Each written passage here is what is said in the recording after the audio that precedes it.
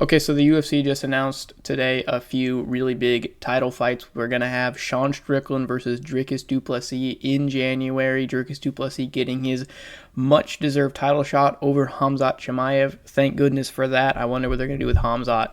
But so that's happening in January. And then in February, we're getting Alexander Volkanovski versus Ilia Topuria. Volkanovski turning it on really quickly after his fight with Islam Makhachev where he got head kick KO'd, so that has me worried for his return against the power puncher Ilia Topuria.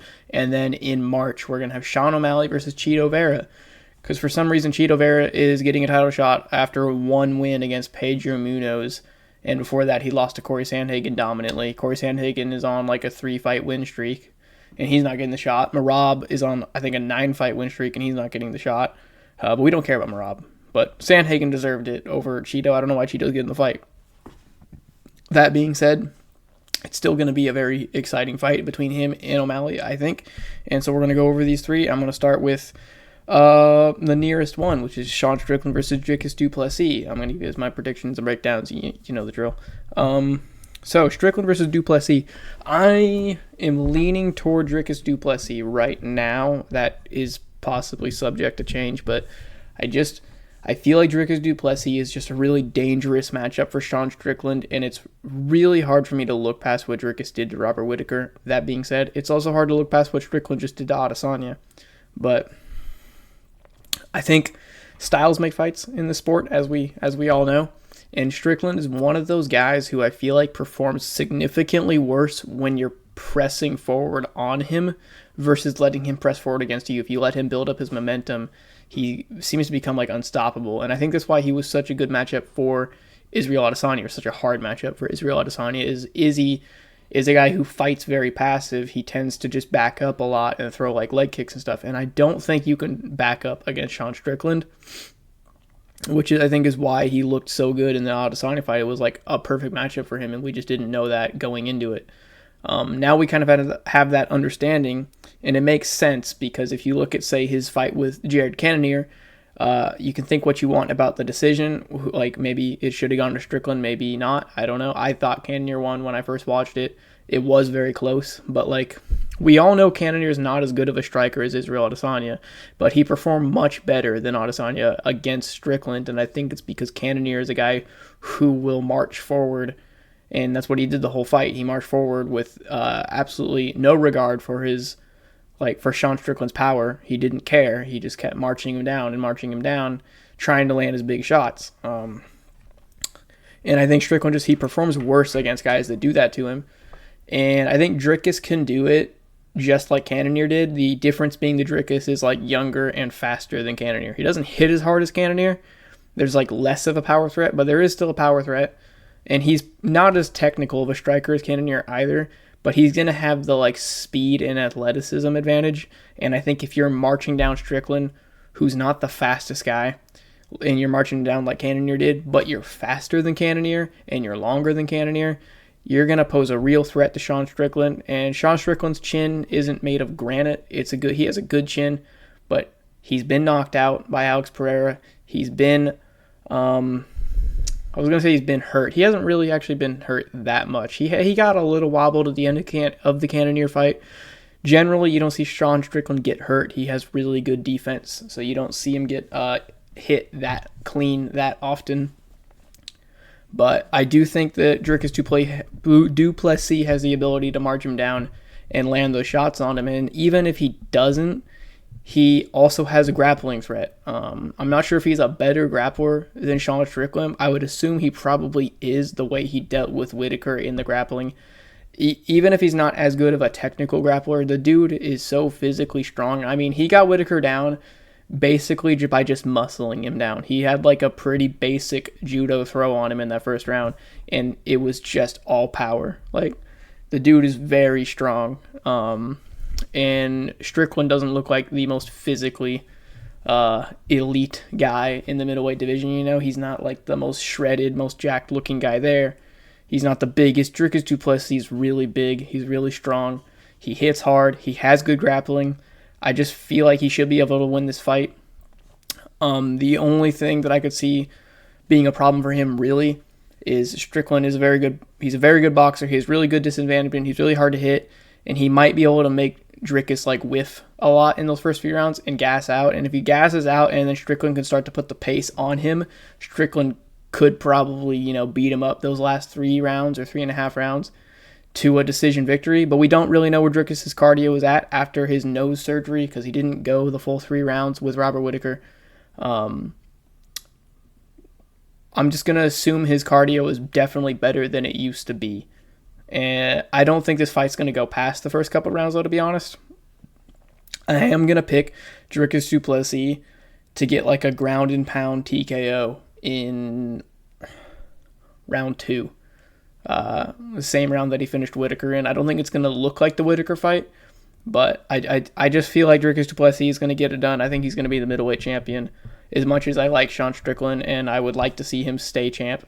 I don't see it happening. I think Dricus is just overall a better MMA fighter.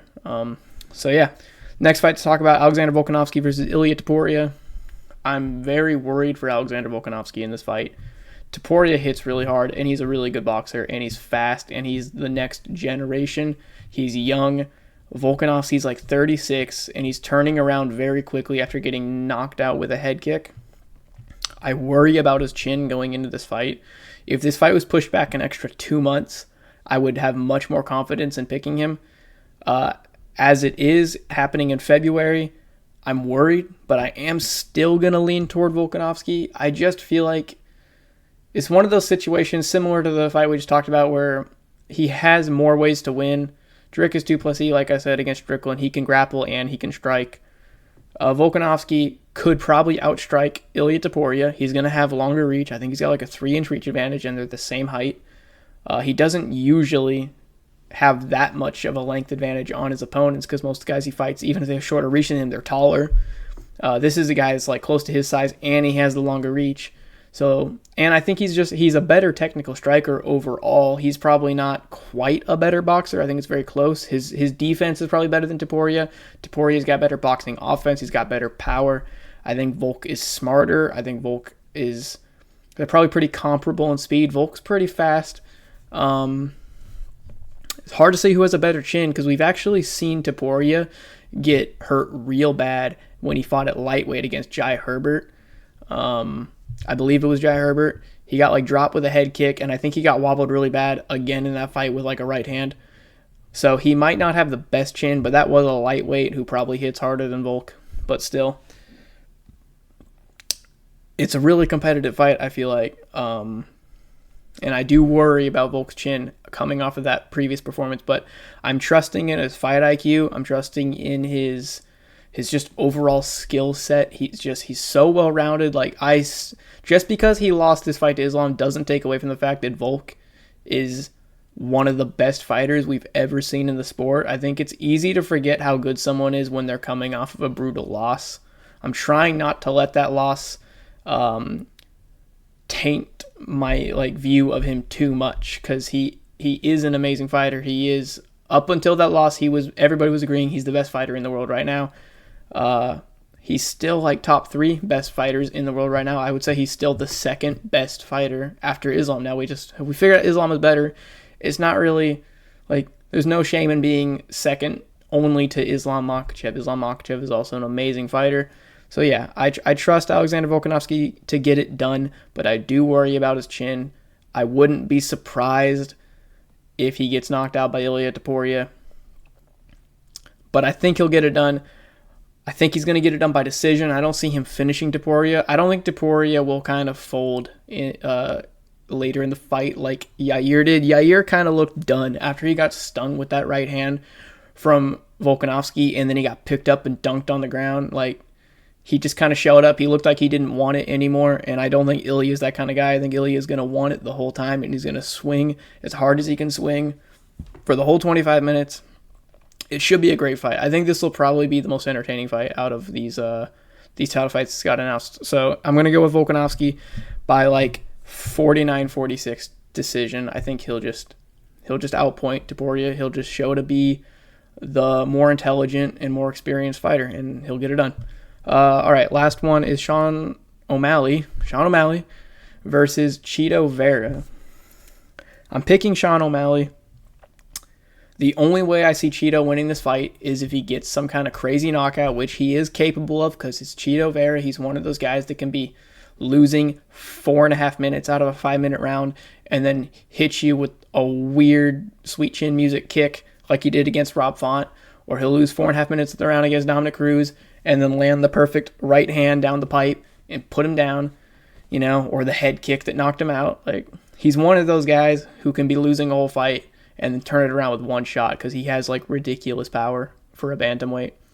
And he has a ridiculous chin as well, so he won't get knocked out. I don't think he can get knocked out. I don't think Cheeto Vera is capable of getting knocked unconscious. So even by O'Malley, who is a knockout artist. But Cheeto's not active enough in his fights, I feel like. If you watch his fight with Corey Sandhagen, he wasn't active hardly at all. Same with the Rob Font fight and same with the Dominic Cruz fight. He's not a very active fighter. He relies on getting these big moments in his fights, and that worked against an older Dominic Cruz who had kind of like a degraded chin at that point, and it worked against Rob Font, who isn't the top of the top in the bantamweight division, but it really didn't work against Corey Sandhagen. He got completely schooled for 5 rounds in that fight. And then he comes back and he gets Pedro Munoz on short notice, and he makes it very competitive with him. Way too competitive for me to believe that you can go out there and beat Sean O'Malley. Like, he beat Pedro Munoz in a less impressive fashion than Dominic Cruz did a couple years ago. Dominic Cruz fought Pedro Munoz a couple years ago, if you guys remember, and he got hurt in the first round. But after he got hurt and he recovered from that, it was just a one-sided schooling. He just pieced up Pedro Munoz the rest of that fight. He stuck and moved and hit him a bunch, and Pedro Munoz really had nothing for him after that first round. Whereas with Marlon Vera, it was super competitive the whole time. And Pedro Munoz really good, I get it, but he's like a 10, 11, 12 type bantamweight, okay? He's not a top 5 bantamweight. If you're making it that competitive with Pedro Munoz, I'm not going to trust you to go out there and beat Sean O'Malley, who is one of, if not the best striker in the division and one of the best strikers in the sport. He's very good at striking, and he's a better striker than Cheeto. Cheeto just has that cheat code of a chin. He's got that Max Holloway chin where he just doesn't feel pain and he never gets rocked and he's never fazed by anything. So maybe with his chin and his cardio, he could survive the onslaught that Sean O'Malley will probably put on him in this fight, and maybe he'll land that shot that he needs to land. I'm not betting on that. I think Sean O'Malley is going to piece him up really bad throughout most of the fight. I think Sean O'Malley is going to land a couple hundred strikes to the face of Cheeto Vera, and at the end of the fight, you won't even be able to tell that Cheeto Vera was hit at all, because that's the kind of guy he is. He doesn't mark at all. I think, I almost feel like it's going to be a Sean O'Malley, Chris Matino type thing, where he's just unloading on Cheeto Vera's face, and Cheeto doesn't care, and Cheeto's waiting for that right shot to land, and he just never will land it. That's kind of what I'm leaning toward. I think Sean O'Malley is going to get it done by decision. Not quite as extreme as I just said, but probably not too far off. I'm thinking Sean O'Malley by a 49-46 or even a 50-45. Honestly, I could see a 50-45. I just don't trust Cheeto, and I don't trust his style to win him this fight. Like I said, he could get that crazy knockout, but I don't think he will. And he's not going to outpoint Sean O'Malley. He doesn't do a lot of outpointing for most of his career. He doesn't outpoint these top-level guys.